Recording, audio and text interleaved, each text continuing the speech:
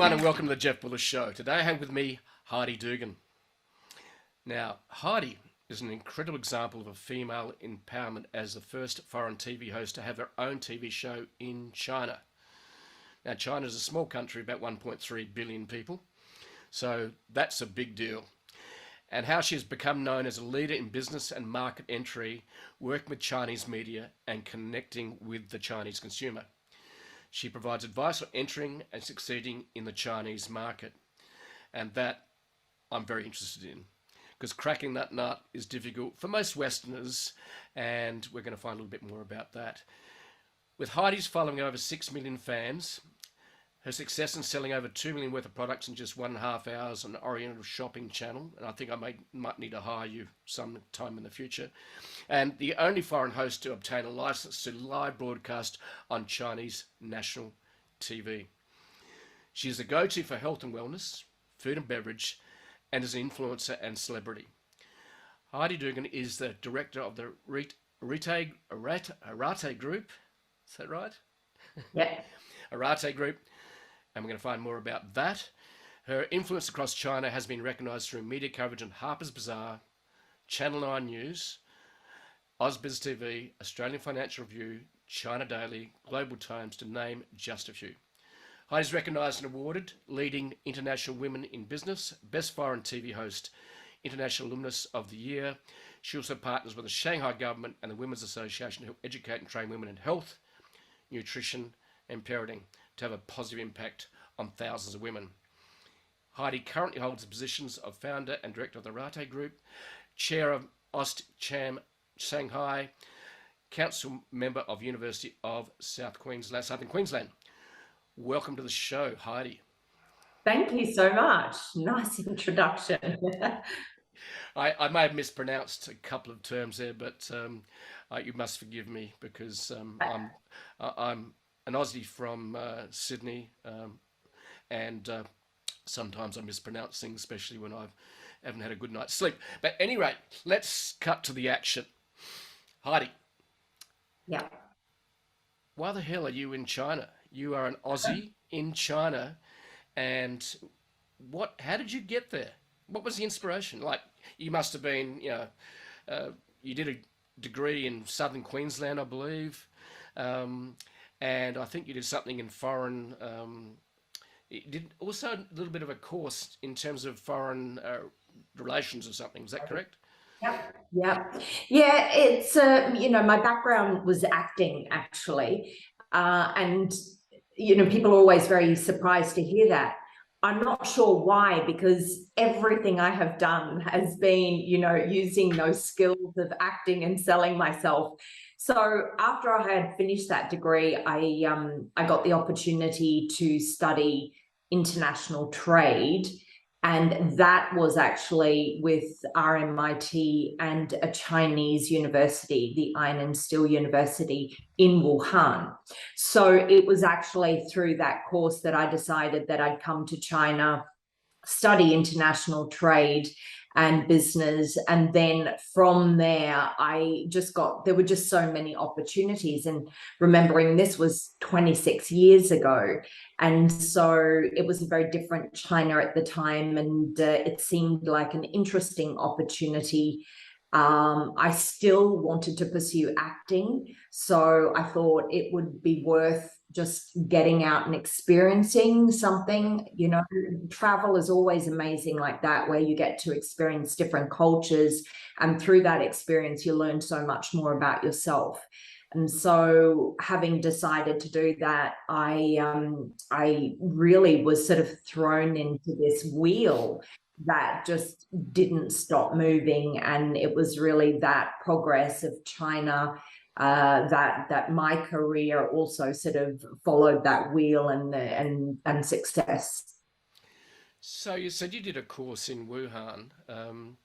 So was that a remote online learning experience, or you went to Wuhan? I went to Wuhan. So Wuhan is in the center of China. And what happened was the course was very RMIT and the Iron and Steel University came together to create a program, which was very innovative at the time when I reflect on it. And so we had 20 Australian students fly into Wuhan, and then we had, I think, 20 Chinese students that did this course together. So we were in Wuhan for a year, completing the diploma, and then one thing led to another, and 26 years later I'm still in China and enjoying success and moving forward still. So I'm trying to connect the dots, as in you're interested in acting, and then you do a foreign trade course in Wuhan, right? Sure. So Okay, I'll go back. My acting teacher always said that if you're going to be an amazing actor, that you need to get out and experience life. And my father told me about this course, and sort of as I've been, I would say, guided in the past when we were growing up, was to always write a list. What are the pros, what are the cons for me coming to China? And it was really clear that whether it was my personal development or even for my acting, was that there are a lot of things going for it. So it was pretty much one day I made the decision, yes, I'm going to do it. Flew back to Australia, and then got my visa very quickly. And then the day after that, I flew to Wuhan. So it was a bit of a whirlwind, but the idea was to do the course. I had no intention of doing anything to do with international trade. It was just for me to experience it and learn something new, and then to move to the US or to the UK to continue this acting career. right. Okay, so you just saw, okay, this is a great adventure. Yeah, sure. And I'm really not interested in foreign trade, but this looks like a great adventure. Mm-hmm. And I can go and experience the country. And did you have to pay to stay there, or was it part of the scholarship?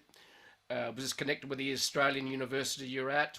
How did that work? Yeah, no, it was we paid to come. It was the first year that they had done the course. So everything we had to pay for. In life we always get the most out of the things that we had to put blood, sweat, and tears into, and cash.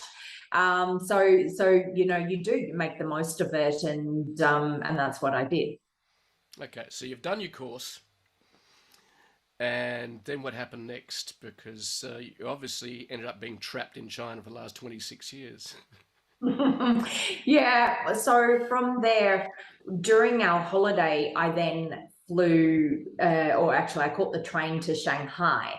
And then at the time, Shanghai was nothing like it is today. It was, but it was a really beautiful city. And the comparison between Wuhan and Shanghai at the time, I honestly thought I was in heaven when I arrived. Right. And I was just like, this is the most amazing place to be. And it was through a number of, going to the Australian consulate, and they had Aussie drinks on Fridays. I met a number of people, and there was one person there that was heading up a real estate company. And he said, oh, look, we're looking for people. Would you be interested in working for us? And so I thought, why not? So I spoke to the university in Wuhan and to our lecturers, and I said, the whole idea behind the course is to help people get jobs in international trade, so that you've got more Australians abroad doing this kind of work. So, I would hope that you would support me in, taking this job and continuing my studies whilst I'm in Shanghai. And they were amazing. So we had Australian teachers that would fly into Shanghai. They would give me the curriculum. Then they would fly to Wuhan to do their class for, 3-4 weeks. They'd fly back to Shanghai and they'd examine me, and then they'd fly out. So I had this for about 6 months. And then for my final exam, I had to fly to Wuhan, and I graduated whilst I was working. Well, that's you must have felt very special. it's really funny. I think that when you are really certain of the things that you want to do, people generally will support and jump on to it. I think the big thing is, and what I've also sort of learned as an entrepreneur is, when you're certain, that gives certainty to other people. If they can see any doubt, then it worries them. So, I was very certain, this is what I'm doing. This is good for you. And so it was kind of an easy decision for them. Yeah, and yeah, good on you and for being, I suppose, assertive. Going, I've got a job. You made a positive case of why you should be in Shanghai. So Yeah, here you are, an aspiring actress seeking yeah, adventure, encouraged by your dad, which is awesome. yeah. And sometimes we need our parents to support us when I'm sure there was some doubt by maybe your father, but he didn't tell you. But here you are. So you're doing real estate in Shanghai. It's 26 Hmm. years ago. Shanghai was maybe more authentic, old school China back then. Is that correct? Yeah, yeah, Right. absolutely. Okay. So what happened next?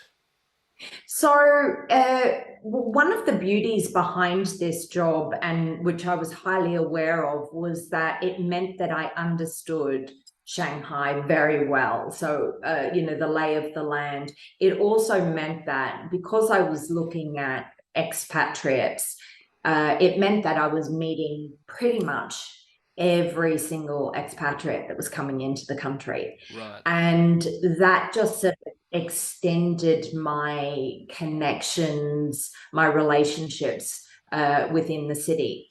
Uh, Through that, I met a really interesting person who was heading up the Financial Times, the UK Financial Times, and it was through him that I became very good friends with him, and he was working very much with the TV stations and reporters and things like that. And so he said, I know that the TV station is looking for someone to help them work with the news channel. So it was through that I went there, and I was grooming their news reporters that were reporting in English, Hmm. how to speak and how to hold themselves on camera for the English news. Hmm. And then they got the permission to have a TV show. It was they had a number of shows. Foreigners were allowed to be hosts at the time, and so I was often a guest host on some of the other shows. And when the station got the license to become an international channel, what happened was they were also given the license for foreigners to be able to be a TV host. Right. And so they started with a show called You Are the Chef, which they approached me about and said, look, this is a show about cooking and teaching about foreign food. Would you be interested in hosting it? And so I agreed. And that's the show that really has, in my mind, I'd never imagined it would have been as big as it was. And it's been aired for 20 years now, Wow. a daily show. And it was, even now, the chefs will say it was, back in the day, it was really the show that they watched because it gave them insight into what other chefs were doing. Right. And so, and even also today, when I'm on the street or I'm going into an elevator, people go, oh my God, I grew up watching your show. No, I'm not so sure I like that. But yeah, so you've got a lot of also you've got two generations within families, their parents and the younger ones that were learning English that were watching the show. So it had a really big impact. And of course, at the time, no one was used to watching foreign TV hosts. And so my style was incredibly different to what their style was. And I'm can be silly at times. I consider myself quite funny, but I'm very casual. And so it was something that they really embraced. And through that, they embraced me in my life, and it's really held me in good stead for many years. So, come on. Sorry. Um, Let me ask you a question. So, how good a chef are you? Well, if you ask my husband, he'll say I'm not good at all. It's really funny. One of the things, everyone asks me that question, and we have this hundreds, thousands of recipes that I've learned. But I think it's my nature. I very rarely stick to a recipe. Whenever I have a recipe, I'm always like, I'll just swap this or I'll just do this. So I always change it around. Good. So what I'm really good at is if you give me vegetables or you give me any ingredients, then I can always make something. So through the show, I've learned so many skills. My palate is excellent, from all the food, all the different flavors, all the alcohol that I've had to drink. And through this process, it's really meant that I've developed such an understanding of food, cooking techniques, and very much flavors. Yeah. So you got immersed in the chef landscape. It's just been an incredible experience. And chefs are really such unique people that you can't help but love them, because they just dig deep into one area. And I always love that with any professional, is when they just go really, really deep and become an expert in such a specific area, that they're so passionate about what they do. Mm. And I love that in people. Mm. So you would have started to develop quite I suppose, a personal brand, because you were hosting this show. So the next question I'm curious about is, when did social media, in other words, what's really powerful, in my observation, as you've become an influencer as well as a TV personality in China, despite being a girl from Queensland, right? Which has always piqued my interest when I read the bio. I went, this girl sounds fascinating. So, okay, so when did you're a mass media personality, and social media hasn't been around, I suppose, in the Western world since, well, I think Facebook's 2004, so barely, not even 20 years yet. So we've got you becoming a mass media personality, well known, and you're a bit different because you're not Chinese, I suppose. That's also not a bad thing. So when did social media become important to you? When did that journey start? To be honest, and people are just going to die when they hear this, it's been the last 2-3 years. The last what? 2-3 years, 3 years. Right. As I said, I'm really a late adopter for those sorts of things. The reason behind that is because I very much was a personality, and most of my work was not promote, like I already had my show and I already had a personality. So when I worked with brands like Swatch Watch or Twinings or any of those companies, it was for me to bring my persona to their platforms. So whilst everyone else was building their platforms, they were using me and my connection with the consumer for their brand. So that was something that was unique for me, because no one else could do it. So when we talk about social media, it's open to everyone. My unique selling point was always that I had a personality that people wanted to work with.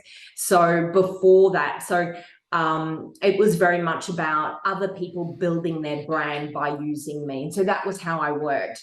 And then, of course, I got to a point and I was sort of like, people wanted to see a lot of celebrities and that started doing their social media. And so they were, increasing their following. And it was people were then saying to me, do you have a following? Could you also post this on your own social media? So I was like, to add that benefit to them, I had to create social media. So it was through the needs of my client that I started to build up my own following. And it's something that now I realize, of course, is, I have much more control over the outcomes, and it's an asset that I've built. Yeah. Well, the thing that excited me about social media when I discovered it in 2008 was that it bypassed the gatekeepers of mass media. Sorry. And it gave you more power over your own brand, because you no longer had to seek permission or pay to actually be on a show. And you were lucky enough to actually get on and be the host of a show in China 26 years ago, so you've only been on social media for 2 or 3 years in China, and we had a quick discussion before we got on recording this, and you're well known on social media channels, which are Chinese social media channels. Yes. And most of the world is a little bit American social media centric. So let's have a little chat about Chinese social media. So, Sure. okay, so because I think we need to educate people that there's actually another world outside the Western world, which, and we need to pay attention because 1.3 billion people in China. So what are the big platforms in China, and which one are you, and secondly, the other question is, which one is your main channel? So the biggest ones are WeChat, Weibo, Douyin, and Little Red Book. All 5 of them are used. Which is my strongest. I set up Weibo really a lot earlier, and so that I've got sort of around 180,000 followers on that. And then for, the other ones were much more recent, sort of in the last year and a half. And so the rest of my following, we've got sort of around another 200,000 are on WeChat, Douyin, and Little Red Book. So they're the equivalent of your Instagram, Twitter, and Facebook. Yep. I started the international social media. Honestly, that has been really in the last year that I started, and you'll see that the only reason I do that is so that brands know what I'm doing in China. So we don't, I don't try to get, specific sort of a higher following for any particular reason. It's really brands can connect with me that way so that they can see what I'm doing in China. And the China social media for me is a completely different market to my international. Oh, yeah. My Chinese social media is connecting with the consumer. Yep. So TikTok has been growing enormously internationally. So there's a Chinese version of that, which is actually one of the originators. So you on Chinese version of TikTok, are you?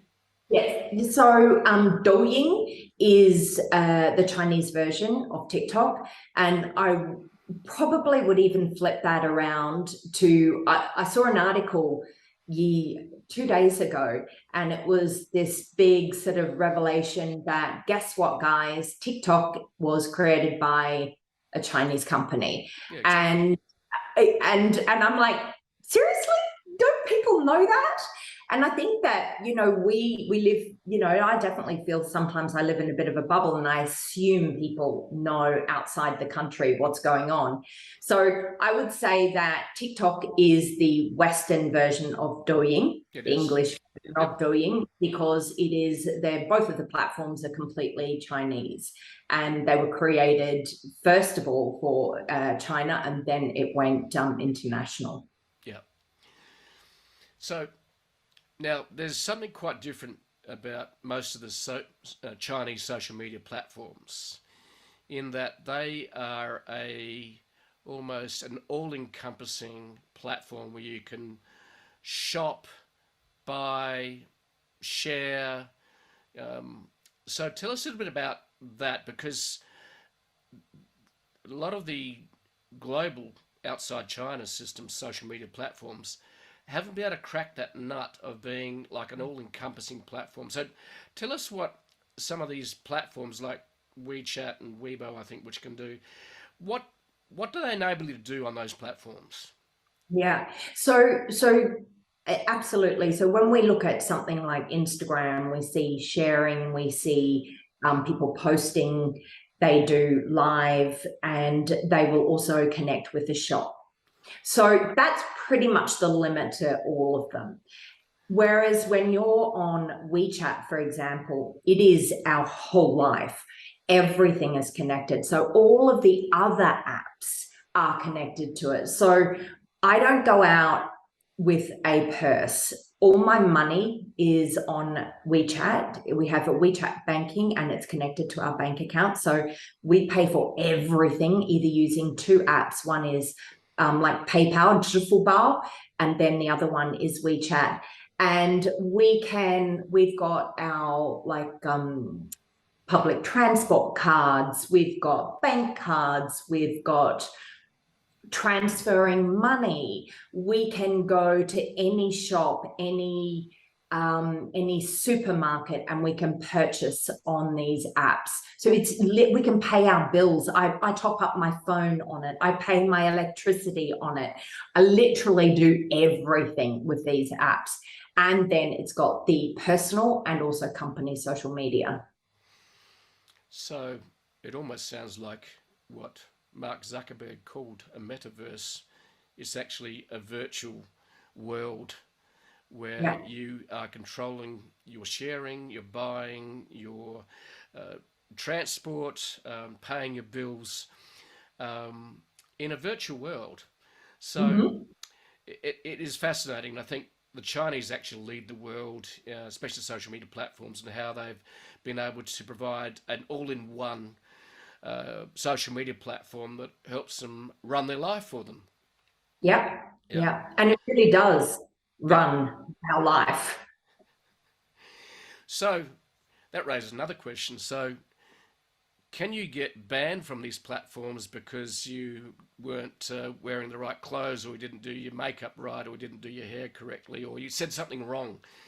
How does Yes. that work in China? Because we know that um, in around the world, Facebook can ban you because they didn't like something you posted, and really hard to actually ring them up and complain. So, are there any instances in China where that happens, as in you get banned from the platform?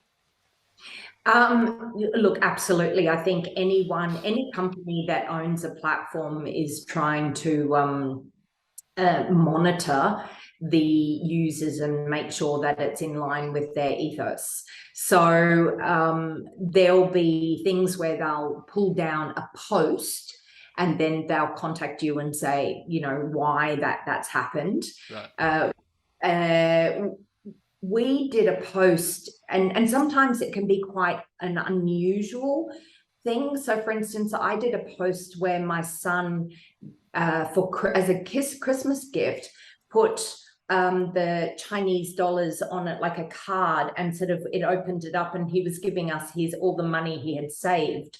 And I did a video on it, and it got pulled down within minutes. And apparently, the reason for that is that you're not allowed to show the Chinese money on social media, or to actually sort of show that kind of image. So they pulled that down, and we're right, okay, that's fine, I get it. And so we're constantly guided by the platforms as to what we can and we can't post. And if it's something, really not in line with what the platform or what the government is considering okay, then they will pull you off. Right. Okay. So it Yeah, sounds like and ban. but like with WeChat, they're not, they pull you off that section of the social media, but you can still use and access all the other apps throughout it. They're not actually removing everything. So it's really just that part of the platform. Because that would be quite scary because, as you said, you use social media as an all-encompassing tool for everything almost. Sure. You would almost become persona non grata if, in other words, a person with no name and no identity, if you were actually just pulled off it now, because that becomes your personal online identity and tool. Yeah, I think the thing is that these apps began as social media, but then they became so much more. Yep. So if we're talking about WeChat specifically, there's so much more that you can keep, and it would be the social media element of it that would be pulled down. But the thing is that we still think of WeChat mostly as a social media Yep. app. It's actually so much more than that. Yeah. Yeah. It's been interesting to watch the rise of Chinese social media versus the Western social media, and for me, a lot of the metrics and data goes, well, which is the biggest platforms in the world, and the Chinese social media is actually almost not discussed. Whereas, and that's very much US centric. It's like we're the most important country in the world, Yeah. and sort of forgot that there's actually quite a few other countries in the world. So we need to actually be aware of that.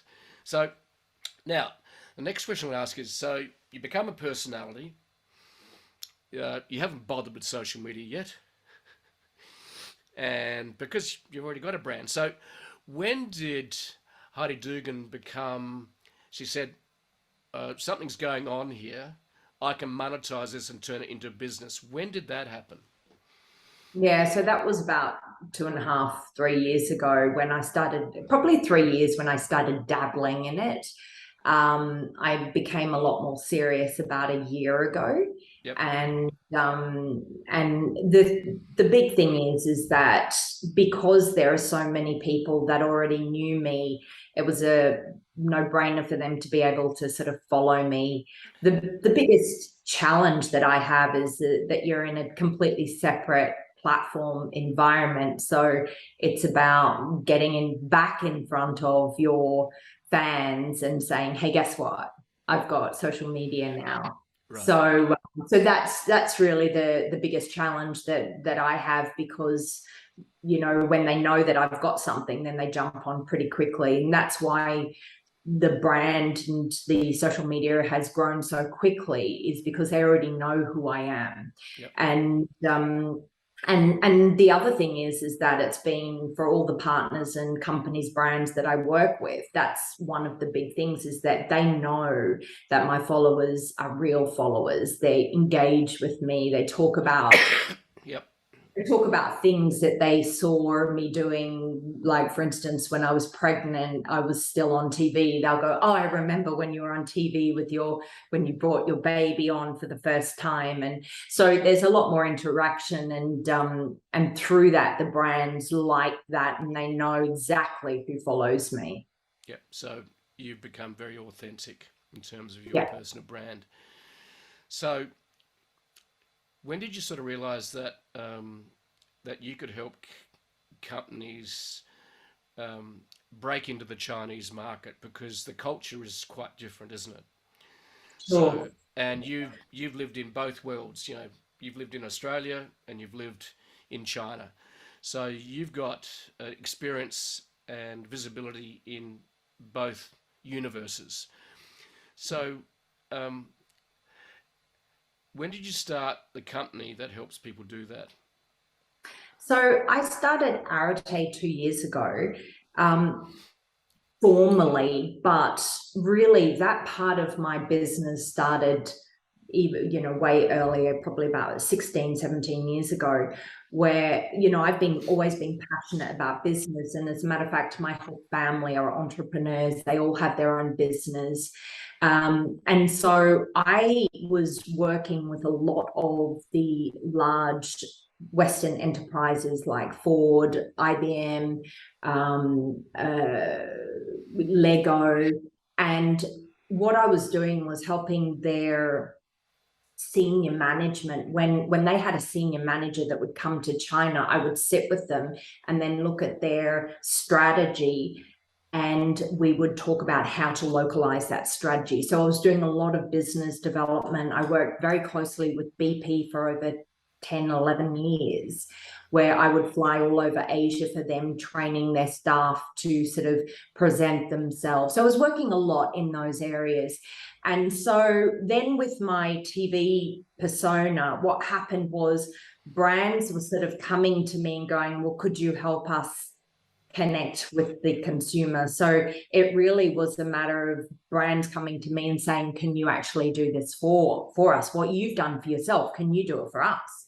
And so that's kind of why I started more formally the Arete Group, because it gave a platform for companies to reach out to me and to work with me in a more structured way, for us to then help really review what they're doing, what their goals are, and then to turn around and look at, okay, this is the China market, you know, how can we move forward and get you sort of scaling your business in China.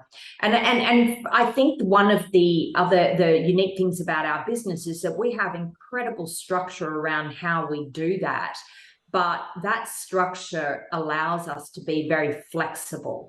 And that's something that a lot of companies don't really get. They create this structure.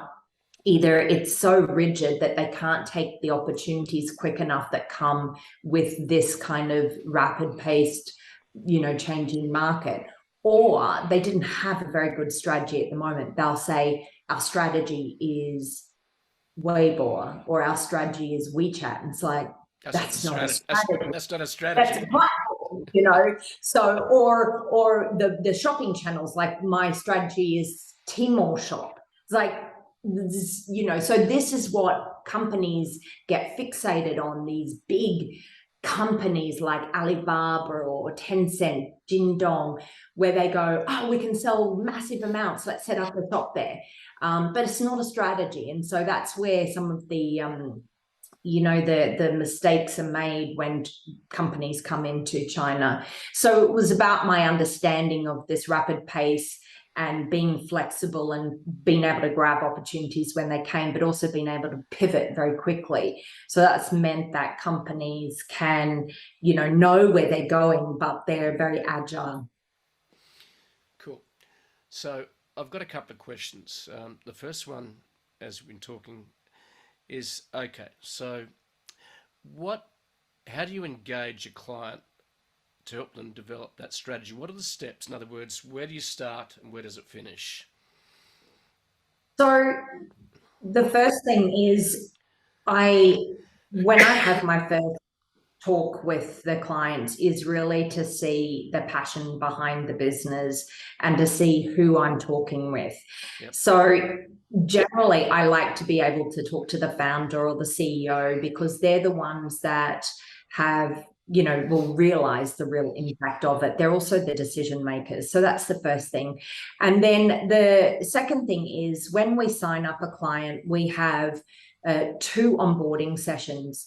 The first onboarding session is, we sit back and we give a list of documents and items that we want to go through, and we let the client tell us, basically download everything that they're thinking about, what the company is, the passion, the story, all of that, for us to get a much better understanding. One of the other steps, and probably the more important step, is to not only understand what the goals of the company are, but what are the goals of the founder or the shareholders, which can often be quite different. Is this person wanting to hold on to the business for a long period of time? Are they wanting to flick it in a few years? Are they wanting to list it? So those things will guide how we build the business for them. So after we've done, then the second stage is when second auditing is where we look into the market, we have a look and see what kind of competition is around, and we start to actually create a structure which we believe will be the best for success at that point in time. When we present that to the company, it's really about them understanding why we've chosen it and what other options are open to them, but that we're not going to do right now, that we're going to focus on this. Once we get the go ahead, we go full stream ahead, and we start to help them implement it. So it depends. If the company is in Australia, then we will connect with all the trade partners that need to. It could be the apps we'll set up for them, or we'll be connecting with the importer, the distributor. So we'll start to establish those relationships for them. The other thing that we do, which is quite unique, is that we don't want to just maintain, we want to empower the brands and the companies. So the only way we can do that is making sure that they're the ones that also have the connections. So any trade partners, we include the brands in that. And the other thing is that we teach them why we're making these decisions, so that they can make them in the future. If they use us, fantastic. We want to be working on better problems in the future. If they don't, they still have a much better understanding of China, and that they could actually do it themselves. So that's the goal of, like, for instance, one company we've worked with for 3 years, and just helping them completely with their social media, how we send it out, what platforms and all of that. We've been really consistent building it, and to a point where we've got them, where they're because they've now got all their offices in China, is that we're now able to hand it over to their team to take over, and guiding them on how to do that. And that's, like, for us, that's a massive win. A lot of companies that go, no, you don't want that. You want to not teach them anything so that they can you're keeping them as a client. But for us, it's like, we can't pick a better, way to have more and more people talking about our business in a positive way than to do it that way. So, in listening to what you just described to me, I'm hearing that essentially you educate them firstly in what they need to do.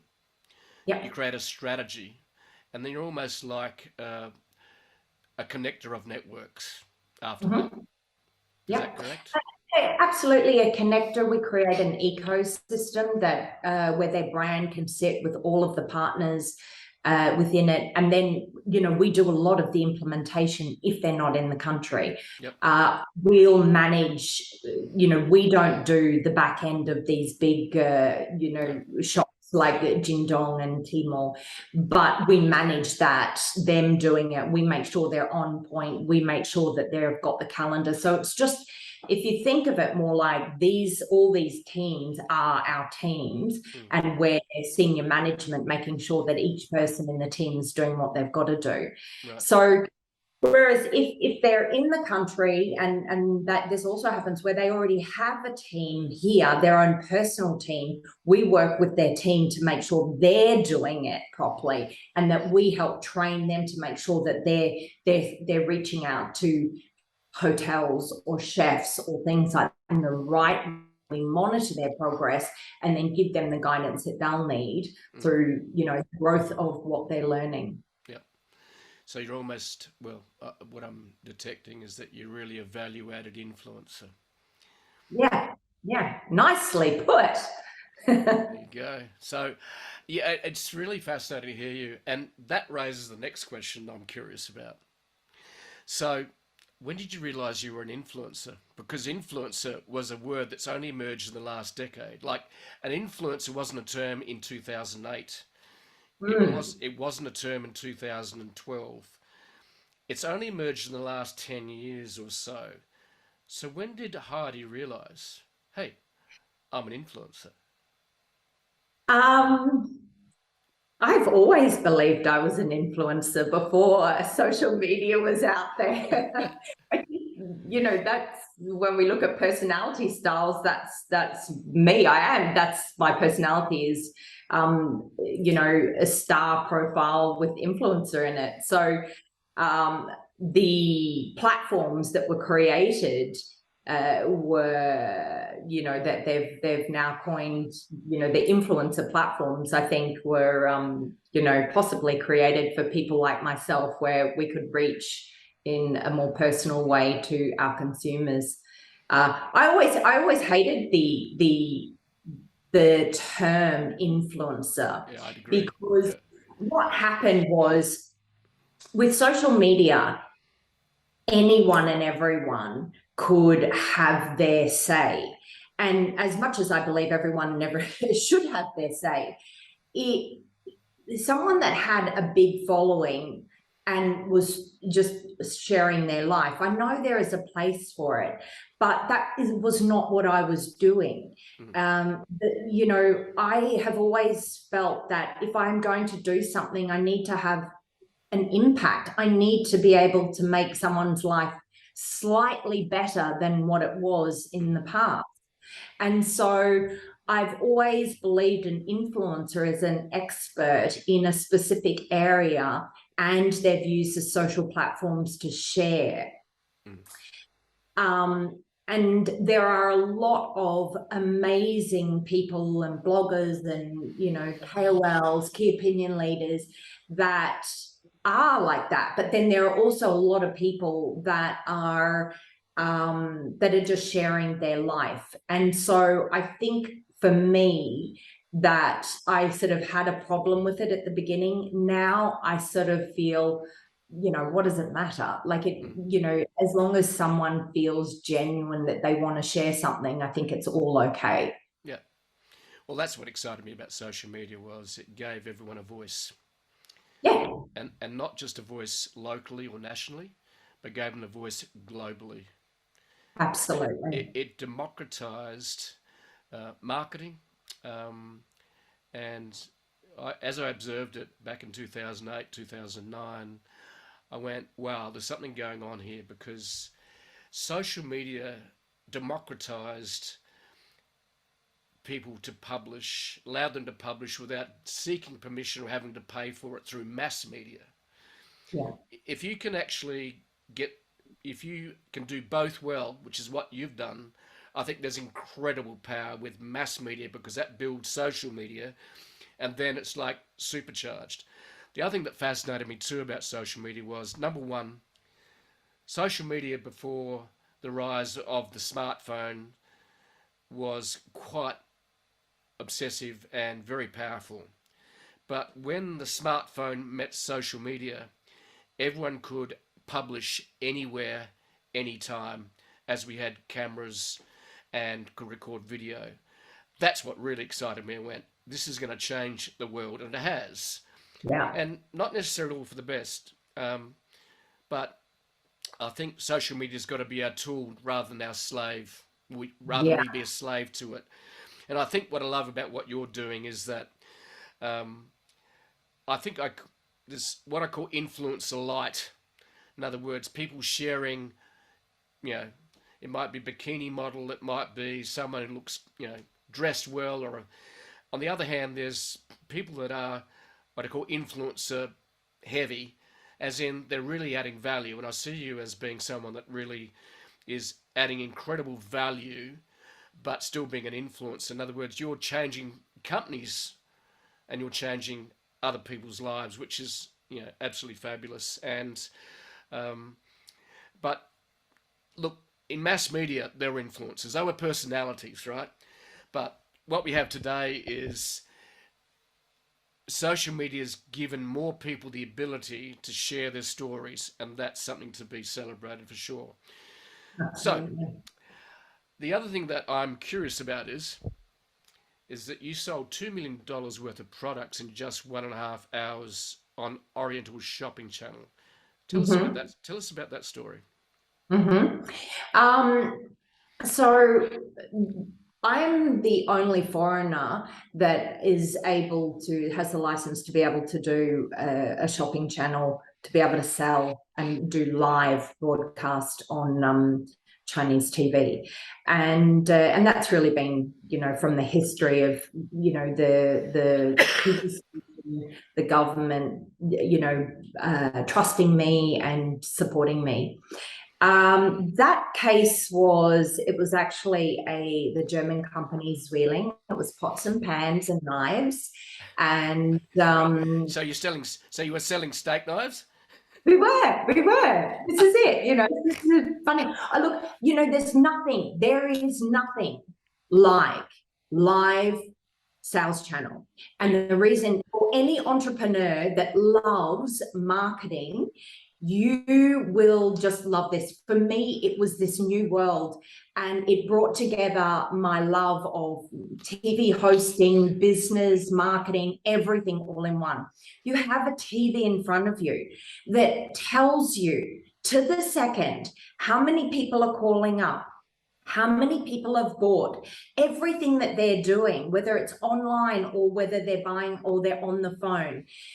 If I say something, I can see the numbers changing. So this is like if I'm eating an orange and I go, oh my goodness, it's so sweet. Bang, phone calls start, building up. And so I go, okay, well, that's what they want to hear about this product. And so it was very much with the pots and pans, is that what happened is from my understanding from the Chinese culture, and is really about how to take a product and how do you fit it into their life. Right. That's really the big thing, is that what people think is like, what is the benefit, all that kind of thing. We all know often the benefits of a product, but how am I going to fit it into my life? How do I create the routine or that purchasing habit? So it was through this that it was the conversation that I had about, what are the circumstances you should buy this? It's not just buy this because this is good, or this is the sharpest one you're going to have. You're going to love it.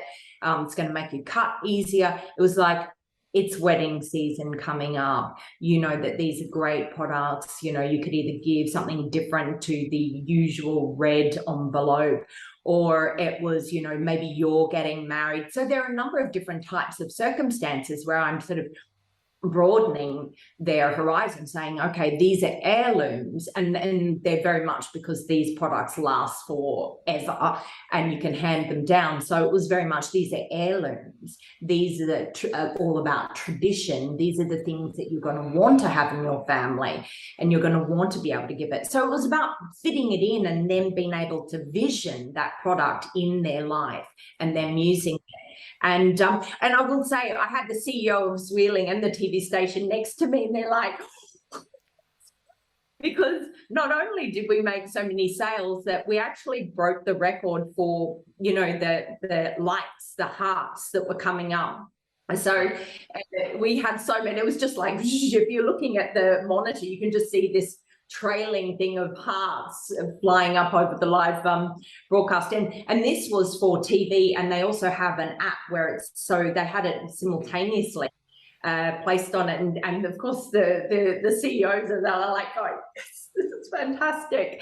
So everyone was pretty excited, and it was we broke a record for them, and it was incredibly successful and great to be part of it.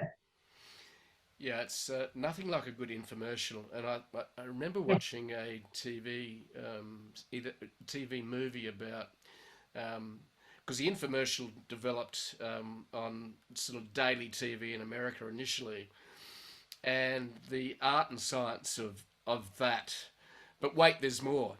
We can not only get this, you get that, and not only get that, you get this, and this is where steak knives became part of legend as well. So, so did you offer a few things that were bonuses to make people buy that?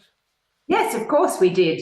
And we did, and then, like, I can't even remember, but we were offering bonuses, and then we were also, throughout the show, we were offering like money pouches as well, I'm pretty sure. Right. So and we were doing a few giveaways, and that's always, don't go away. Just a moment, we're still going to have these, see if you can win it. And in the meantime, let me tell you about this product. So yeah, so we did all of that kind of thing, and that's full kudos to the production team, not Oh, me, yeah. but yeah, you know, that's them having that foresight to sort of create the structure of the show. But you know, we have our mic and earphone in, and you can just say it again, go back to this section. It's like I can see the numbers changing, but they'll also go, you need to say that again, talk more about how sweet it is. Like, okay. And then that was a really funny one because, you know, Chinese people don't like sourness in their fruit. So, you know, if I was talking, I love that little bit of sour sort of taste, but, you know, they don't. So the more we talk about sweet and juicy, bursting in your mouth, you know, they're like, oh, I've got to get it. So, yeah, they're just fun things like that. Yeah. So that sounds like a great experience. So how long was this production? Hour and a half, an hour? That was an hour and a half. Okay, Yeah. right. So have you done something like that again? So we do them all the time. And that one was a particularly big one. It was a big production. It was important for them.